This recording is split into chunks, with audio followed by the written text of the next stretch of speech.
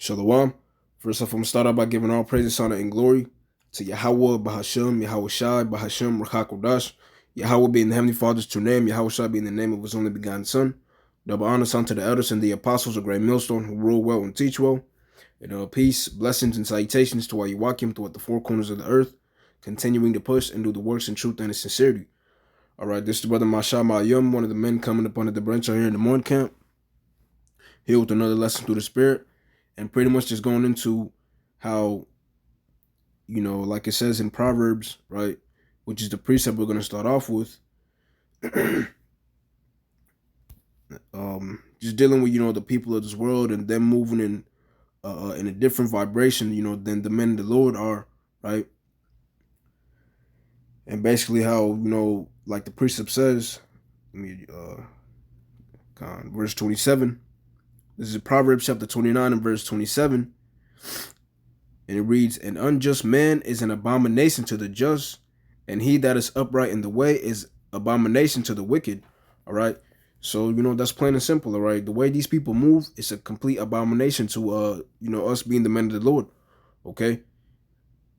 These people, they do, of course, wickedness overall, right?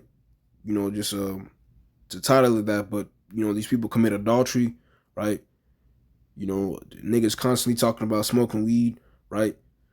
I've literally heard conversations of dudes on my job site talking about hopping into dealing with pregnant women, complete wickedness, stealing, robbing, and just all manner of wickedness, things that the Most High hates, right? Which is why, the way these people move, especially 2/3 of our people, right? Because really they're the worst of the worst out here, all right? I mean, the devil is Esau Edom's being the devil doing what he's doing, but these 2/3, they excel in wickedness, you know. And it reads, "And he that is upright in the way is abomination to the wicked." Okay, and why is that? Let's get John chapter 15, and I'll start at verse 19, and really just inspired through the Spirit, going about throughout the week, and just seeing how the vibration, these people are in and that they're moving in. And it's like, it's like pretty much, these people got a rude awakening coming, all right? These 2/3, okay, these simple peons out here, that don't know what's going on, right? But this is John 15 and 18, and it reads, "If the world hate you, ye know that it hated me before it hated you. If you were of the world would love its own. But because ye are not of the world, but I have chosen you out of the world, therefore the world hateth you." All right. So what? This world, obviously, the men of the Lord, okay, they stick out. All right. Now, of course, and what I mean is through the Spirit. All right. How the men of the Lord move and conduct themselves is different from the way these regular people in the world do. All right. A man of the Lord moves with, with wisdom, not just being rash in the actions, right? Completely different from a 2/3 these 2/3 Jakes out here, So that's why it's the world, right, looks at a man of the Lord and they look at him with hate, all right, because they're not moving in the same vibration that they're moving in, It's like you. So from there, let's grab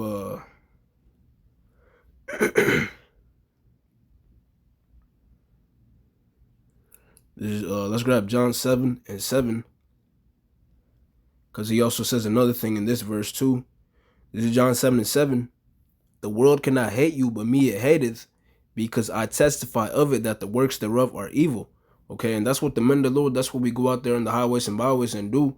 Okay, and that's what we do when we do these lessons. Okay, basically testifying against this kingdom. Okay, and the way these people out here are moving, right? That is complete wickedness. Okay, and that's why the world hates the men of the Lord. All right. these 2/3 niggas, that can't stand the men of the Lord, right? When they see the men of the Lord, they scoff, they talk shit, right?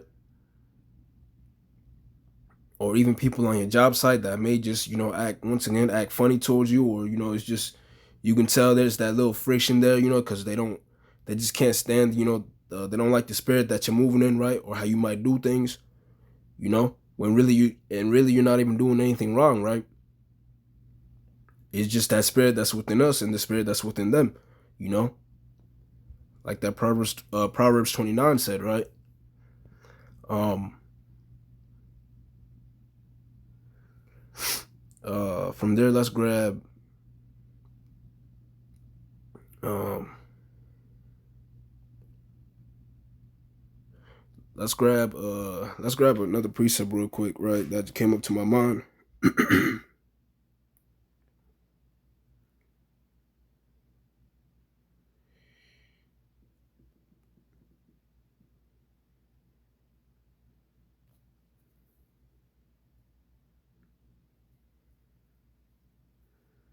I know it's in Sirach. Salak, Kid Bear with me, Baba Kashaz. I find it. Or as well.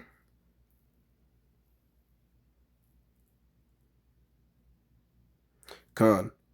Wisdom of Solomon, chapter 2.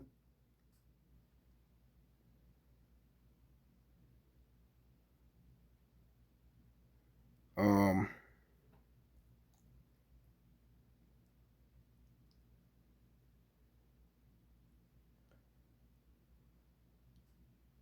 let's start at 1 to get the point on who it's talking about. Wisdom of Solomon, chapter 2 and 1. For the ungodly, so it's talking about these wicked individuals, the ungodly, right? Said, reasoning with themselves, but not aright, our life is short and tedious, and in the death of a man there is no remedy, neither was there any man known to have returned from the grave. Let's jump down to verse 12, and it reads, therefore let us lie in wait for the righteous, because he is not for our turn, and he is clean contrary to our doings. He upbraideth us with our offending the law, and objecteth to our infamy the transgressions of our education. Right. So it said he is clean contrary to our doings, okay? And it says he upbraideth us with our offending of the law, all right?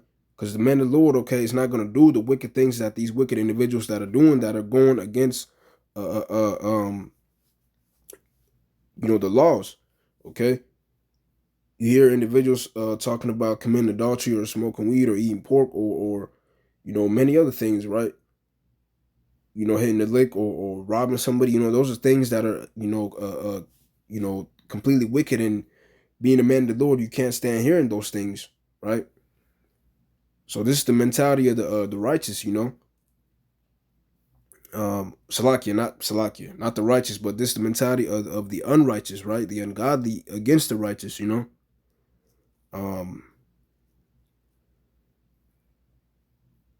He was made to reprove our thoughts. He is grievous unto us, even to behold.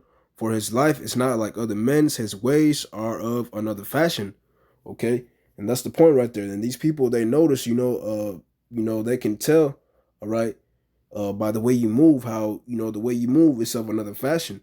All right, whether it be you not moving too rashly, different what you speak, what you say, you know. It could even be something as simple as praying over your food, which I know now. I know Christians in the world do that, but it could be little things like that, that they're not used to seeing, right? You know, but basically you're moving in a different vibration that they're in, and to them it's weird, you know. But from there let's grab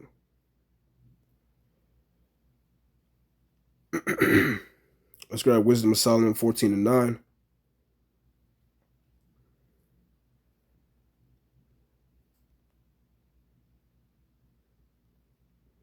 Wisdom of Solomon 14 and 9.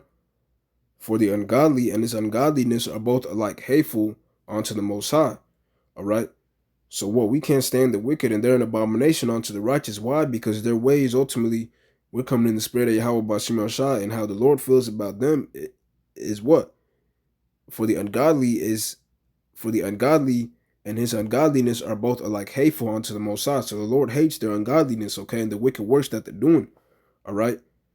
Transgressing his laws, okay, moving, in that wicked spirit, right? Committing adultery, smoking weed, all these different, evil, wicked things that these these niggas and these 2/3 do, right? Those things are an abomination onto a righteous man, I know for me, hearing hearing, whether it be people on my job site or just being around niggas and seeing how niggas move, right? And I'm not talking every day, of course, but like, whether it be on your job site, of course, or say you just you in a store or something, and you happen to be across some niggas, and you're gonna hear nothing but folly coming out of their mouths, So that's why it's it's just vexing at times, being around 2/3. All right. From here, let's grab James 4:4.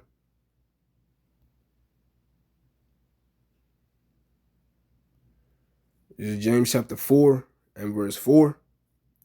And it reads, Ye adulterers and adulteresses, know ye not that the friendship of the world is enmity with the Most High? Whosoever therefore will be a friend of the world is the enemy of the Most High. Okay? So that word enmity is what? It's hateful, okay? It means it's hateful of the Most High. All right? And this word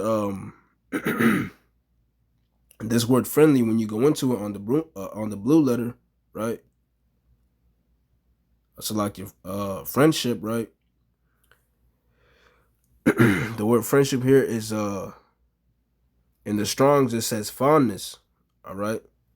And when you look up fondness, right,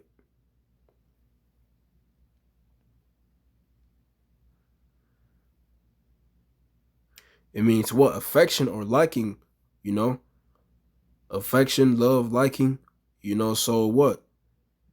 Their friendship means what? They like this world and the way it's moving. All right. And that's enmity with the Most High. The Most High hates the way these 2/3 move because they love the way this world is going. All right. Things that this devil pushes out, that Esau pushes out for him, the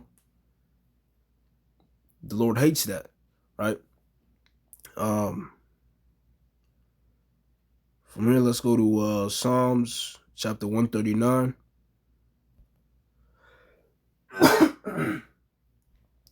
And just grabbing precepts showing why it's an abomination, why it's an abomination to the wicked and why they're an abomination to the righteous. This is Psalms chapter 139.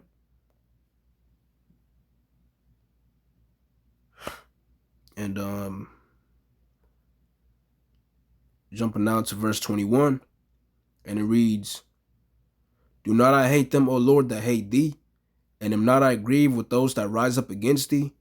I hate them with perfect hatred. I count them mine enemies. Okay. And this is how we feel towards these 2/3. All right. Especially ones that come up and scoff on the line, that are hard-headed, right? That try to start fights with brothers, or even just seeing wicked 2/3, throughout your daily life as you go about, the way they move, things they say, how they act. We hate the way these 2/3 move. Okay. Because what? That's them coming up against the Lord and the ways of the Lord, But I'm gonna end it here. That's pretty much the point of this lesson, just going into, how why the wicked is an abomination to the righteous, and why the righteous is an abomination to the wicked, because they're clean contrary one to the other, like that Wisdom of Solomon 2 said, But that was pretty much the point. When they give all praises, honor, and glory to Yahweh, Bahashem, Yahweh Shai, Bahashem, Rachakodash, the Wadi Yahweh Bashem Shai for putting the spirit upon us to do this lesson. Double honors unto the elders and the apostles of Great Millstone who rule well and teach well. And peace, blessings, and salutations to all you walking throughout the four corners of the earth, continuing to push and do the works in truth and in sincerity. Shalom.